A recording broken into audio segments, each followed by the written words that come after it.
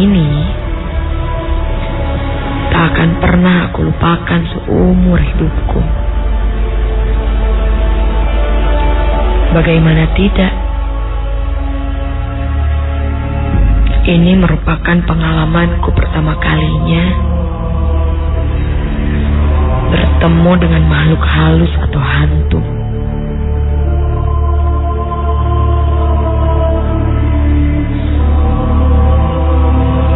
Aku bersekolah di sebuah SMU swasta di daerah Bandung Utara.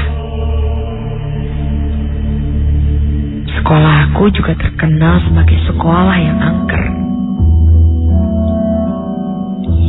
Ini disebabkan karena bangunan sekolahku merupakan bangunan tua yang sudah ada sejak zaman Belanda. Banyak cerita. Kalau konon bangunan sekolahku ini adalah bekas rumah sakit. Bekas tempat pembantaian penjajah dan lain-lain. Tapi tak pernah ada yang tahu bekas bangunan apa sekolah ini persisnya.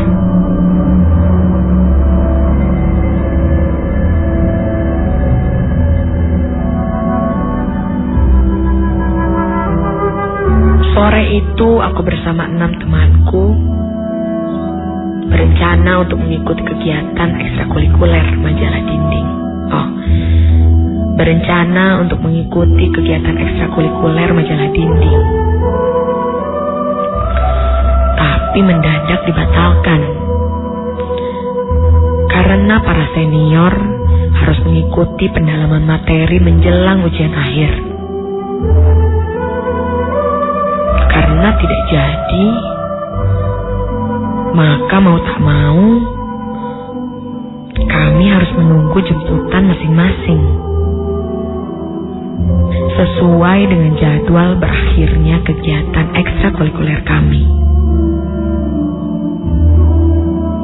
Sambil menunggu jemputan, salah satu temanku mengajak bermain truth or dare. Sebuah permainan yang mengajak orang untuk jujur atau siap ditantang melakukan sesuatu yang tak masuk akal.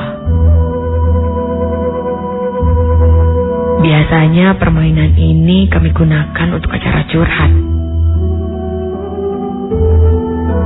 Mulailah kami bermain.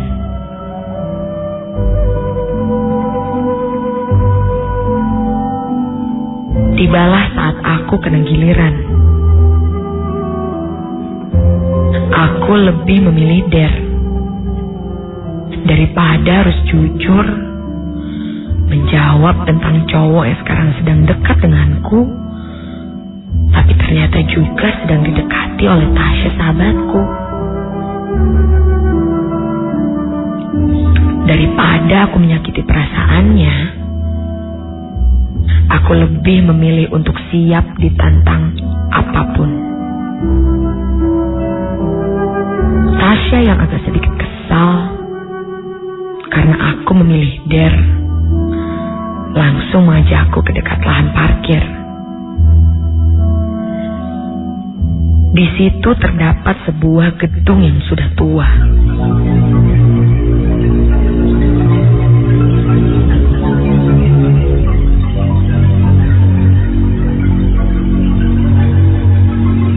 Gedung itu sudah sangat lapuk.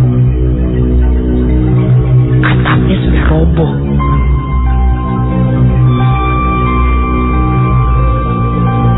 Banyak kaca-kaca jendela yang sudah pecah dan berserakan di sekitarnya. Dedaunan gugur berserakan menutupi tanah pekarangan gedung itu, yang menambah kesan menyeramkan. Gedung ini adalah bekas asrama suster. Suster adalah panggilan ke guru perempuan kami di SMA ini. semester ini sudah tidak ditinggali lagi sejak tahun 80-an. Semenjak ada kebakaran yang menghanguskan sebagian besar tempat ini. Sudah lama pihak sekolah berencana merobohkan gedung ini. Tapi rencana ini baru akan terlaksana tahun depan. Sekarang, Tasya menantangku untuk masuk ke gedung angker itu.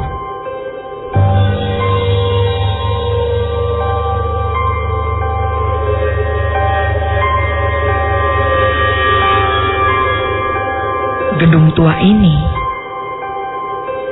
dikelilingi oleh pagar batu yang tidak terlalu tinggi. Kira-kira setinggi dada orang dewasa, yang sangat memungkinkan untuk dipanjat orang. Gembok yang menempel di pintu itu pun terlihat berkarat. Tanda sudah lama tak dibuka. Dari pintu pagarnya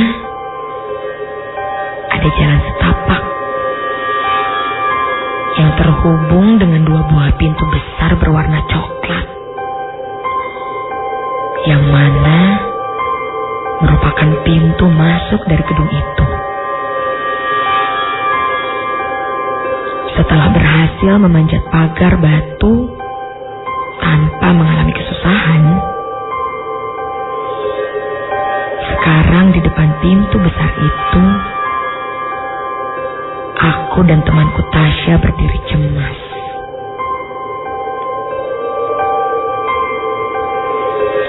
Ayo masuk dong Lex, takut nih gua. Ulang Tasya. Aku pun memegang gagang pintu dan mencoba membukanya. Aku menelan ludah. Ternyata dikunci. Aku pun mengajak Tasya untuk menghentikan permainan ini. Karena aku sendiri pun ketakutan.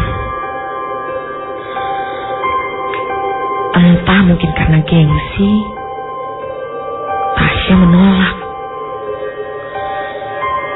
Ia menyuruhku untuk mendobrak pintu itu. Aku melihat jam handphone. Pukul 3 sore. Pendalaman materi tidak akan selesai sampai jam 3:30.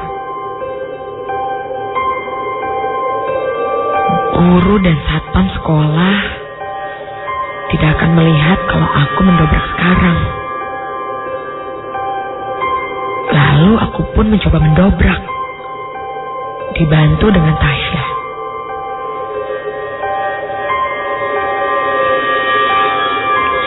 Sepertinya hentakan kami berdua tidak cukup untuk membuka pintu besar itu.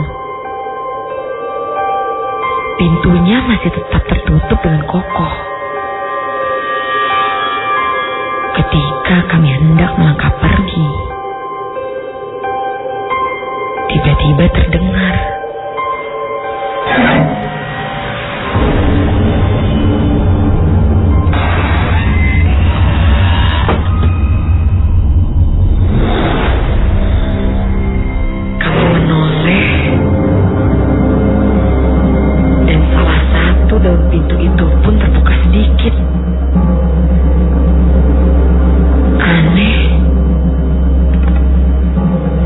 dobrakannya kenapa baru sekarang?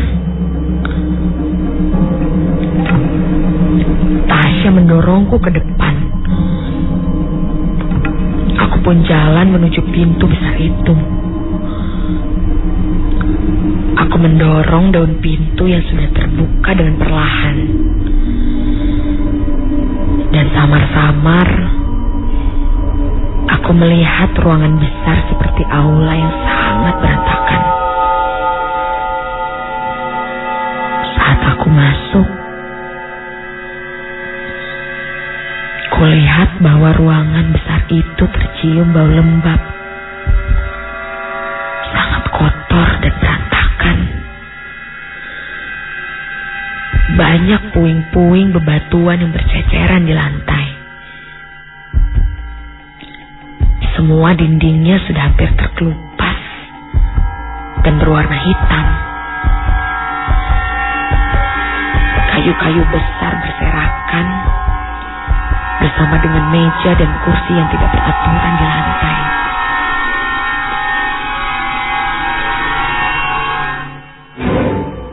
Tas, gue udah masuk, ya kan? Udahan ya.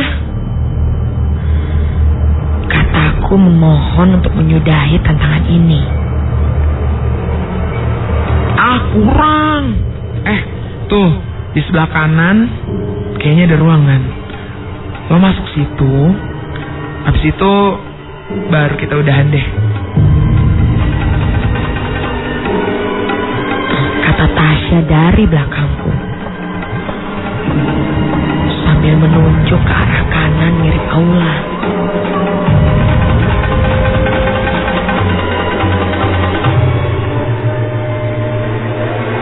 Dengan hati-hati aku berjalan ke kamar itu,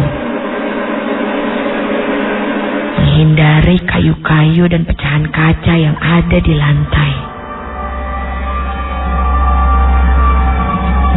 Sesampainya di ruangan itu, aku bilang pada Tasya, "Tas, gue udah nyampe nih. Gue cabut ya." Setengah berteriak. Tidak ada jawaban dari Tasya. "Tas!" teriakku lagi. Aku menengok.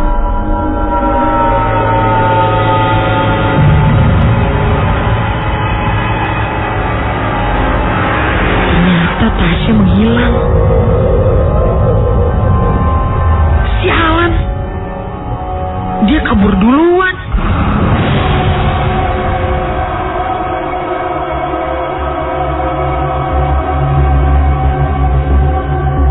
Ketika aku hendak melangkahkan kaki menjauhi kamar itu, tiba-tiba ada tangan yang menepuk pundakku dari belakang. Aku pun menoleh. Di depanku tampak seorang suster berwajah pucat berdiri di belakangku.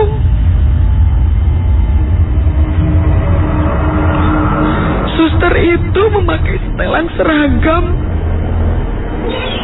dan kerudung berwarna coklat krem.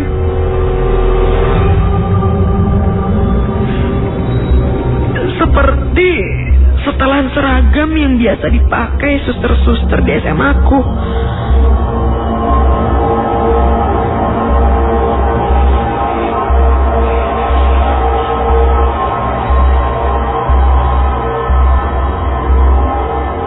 Ngapain kamu di sini? Maaf suster,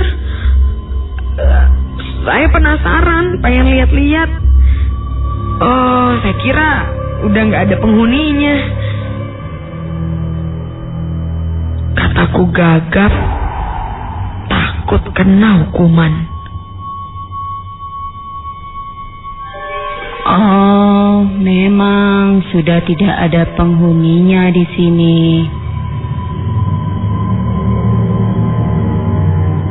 Loh, suster ngapain dong di sini? Tanyaku. Saya penghuninya.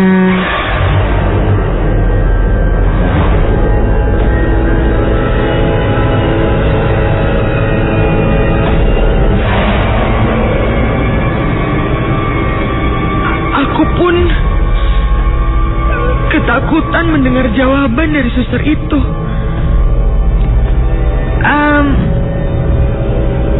Ya udah,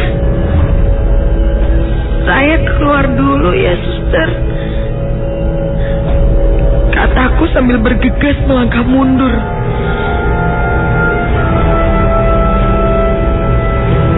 Keluar? Kamu tidak bisa keluar.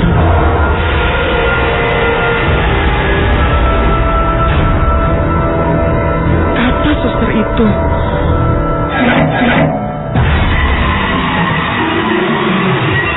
Ruangan seketika menjadi gelap. Aku pun langsung gemetar dan panik. Aku berlari sekuat tenaga menuju pintu keluar. Aku tak peduli lagi dengan sekelilingku. Aku menendang beberapa kursi yang kulewati sampai jatuh.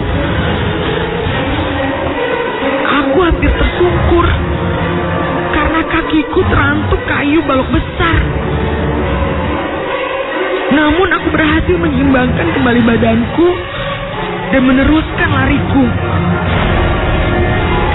Aku mencoba membuka pintu, namun terkunci. Aku melihat sekeliling ruangan besar itu. Pelan-pelan dipenuhi oleh suster-suster yang berjalan mendekat ke arahku. Mereka terlihat seperti melayang dari lantai.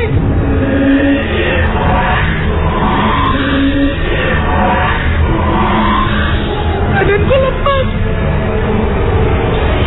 Aku menangis sekencang-kencangnya.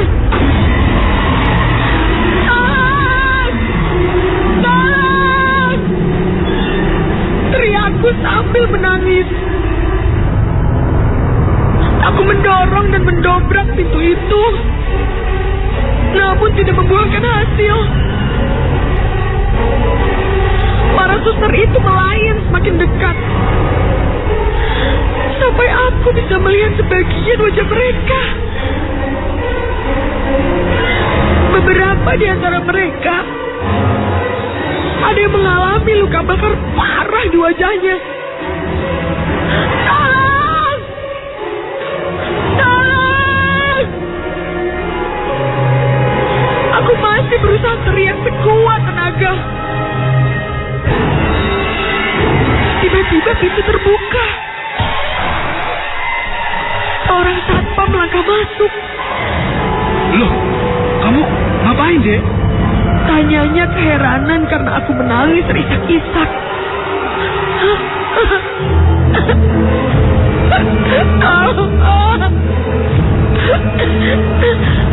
Ada hantu.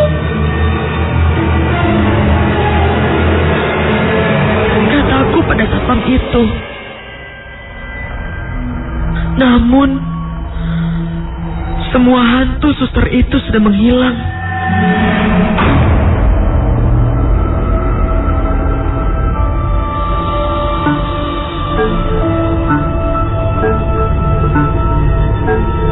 Satpam itu pun berusaha menenangkanku sambil membawaku keluar dari gedung.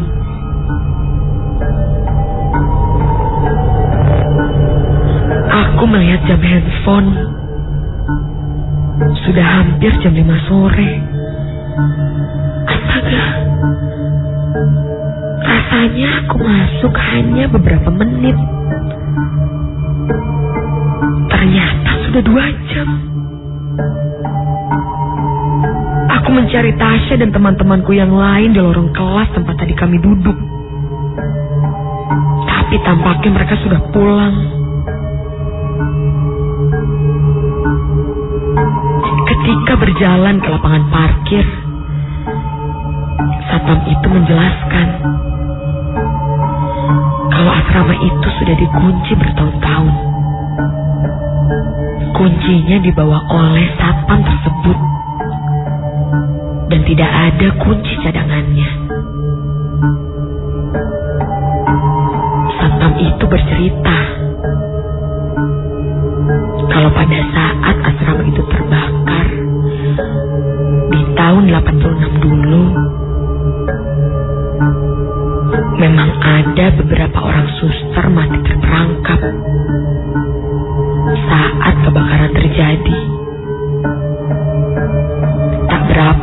kemudian, supirku datang menjemput.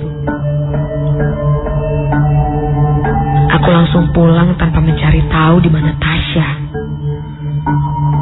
Karena dia sudah meninggalkanku begitu saja. Saat aku berada di dalam mobil, badanku sudah lemas. Aku masih merinding mengingat kejadian yang tadi aku alami. Ketika mobilku sudah jalan beberapa saat,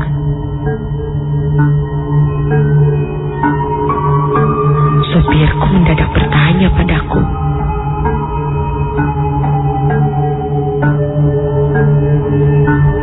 Teh, suster yang di sebelahnya mau diantar ke mana?